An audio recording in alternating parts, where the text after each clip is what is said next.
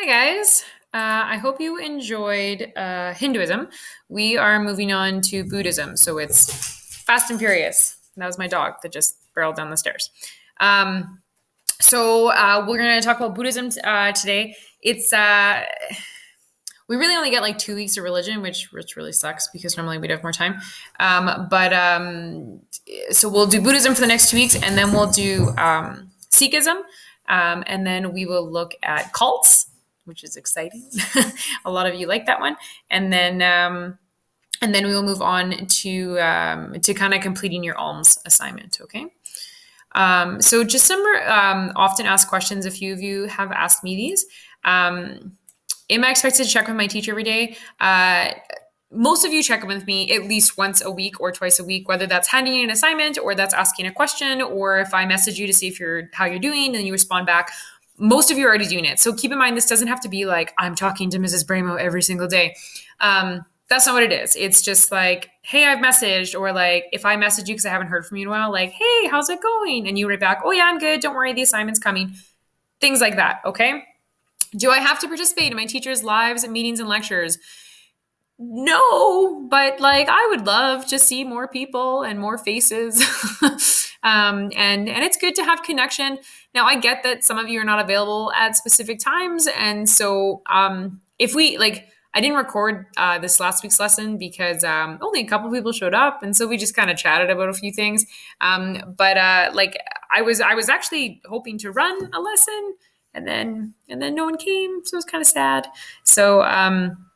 So please try to show up if you can. I know it's early in the morning, although it's not for me because I've been up since 6. But I know 9 a.m. might seem early for you. It's really not that bad. So so please try to come. Okay.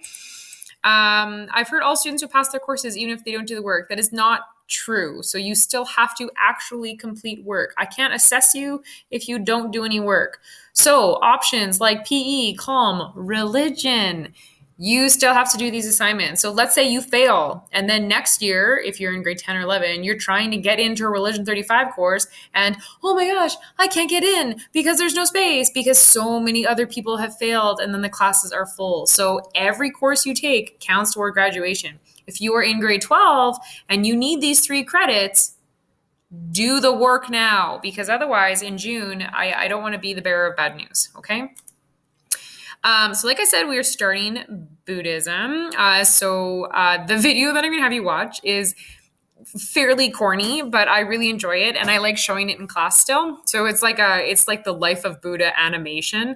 So I think it's like 10 minutes long or something, and it's so old school. Like you're going to laugh super hardcore at it, but it really does talk about his life. There's some reading that you need to do, not too much. We're just kind of introing Buddhism this week. For alms this week, because yesterday was Mother's Day, say a special prayer for mothers this week, or do something nice for a mom in your life. And I give a list of some different prayers for moms there. Okay. Complete. There is a Buddha and Jesus comparison on a Google Doc. It's pretty easy. It's just like a chart kind of splitting things up. Okay. So we'll go through the PowerPoint. So Buddhism. So it is actually the 12th largest religion in Canada, which seems quite low considering like Christianity and then Islam and Judaism are the largest. But it is one of the fastest growing within Canada, and the largest number of Buddhists live in Ontario and BC. A large reason for that is because they come from immigration. And as they usually, when they come to Canada, they either settle first in BC or in Ontario. So it is a very, very ancient religion. Okay. But unlike Hinduism, where we kind of don't really know the founder of it, Buddhism actually did begin with one man. And that's from the Buddha. And so Buddha means to like wake up, or like an awakening. And so Buddhism teaches the discoveries attained by this man, Siddhartha Gautama. And this is him as a little baby, because legend has it that when he was born, he like came out of his mother's side and then walked, which seems a bit odd, personally. So like I said, there wasn't many full accounts of his life until hundreds of years after it occurred. So a lot of it is through legend, because we don't have historical fact about his life. We think he was born around 463 BCE. He was given the name Siddhartha Gautama. His family began to warrior caste. So if you recall from Hinduism, that's the second highest caste level. And his father was the ruler of a small region in northern India. So according to traditional belief, he was either going to become a universal king or a great religious leader. And at his birth, like I said, he came out of his mother's side and then he strode 7 paces and declared he would gain enlightenment. Now, his dad wanted to become a universal king. And so when his dad found out that he had these like 2 options, he's like, well, I don't want him to become a religious leader. And so the idea was that if he was exposed to suffering, he would become a religious leader. And so his dad took every effort to not expose him to any suffering whatsoever. And so his father just gave him like every worldly comfort. And he had like the finest maiden in the kingdom, and like nothing showed him suffering, and like it was just perfect life. But this doesn't work because, as we all know, we've seen suffering. And so his father tried, but he one day he escapes the palace and he goes on an excursion and he sees what they call the 4 passing sights. And so first he sees this like old man and he's like, what's that? He's like, why is his hair white? Like, I don't get it. You're going to see this in the super corny cartoon. I'm really excited for you. So he had never before seen old age. And so he was like, well, everyone's going to get old? Like, because he's this young, strong, handsome guy.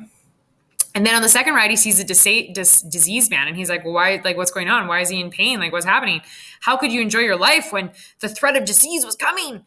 And then he saw a dead man on his third trip, which I can imagine is probably quite overwhelming because he's like, whoa, people can die. Like, this is, I mean, again, this is legend, right? So, and then he realizes like, I will never, ever, attain salvation. So he leaves the palace on horseback, and then his 4th sight is the religious mendicant. And so he sees this religious person who has chosen to lead this life of solitude. And so that's what he decides to do.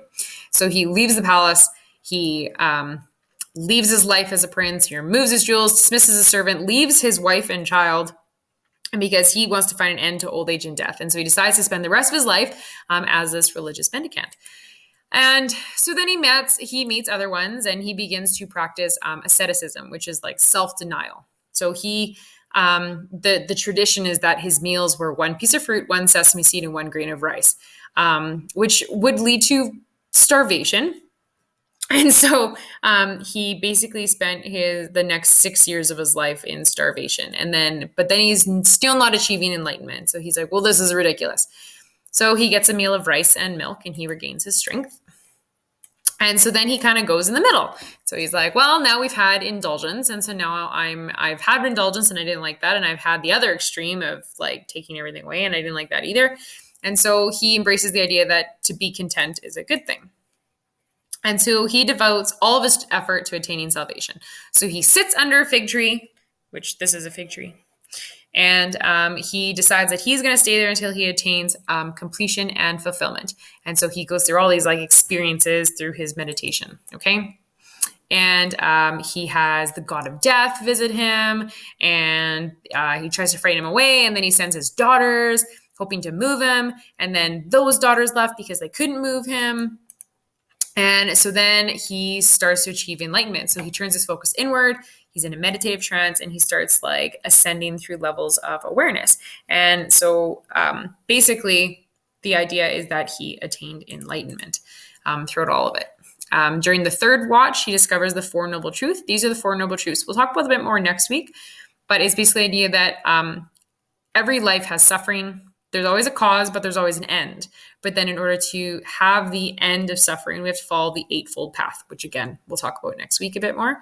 But he attains enlightenment and wins salvation. And so now he is called the Buddha, the enlightened one.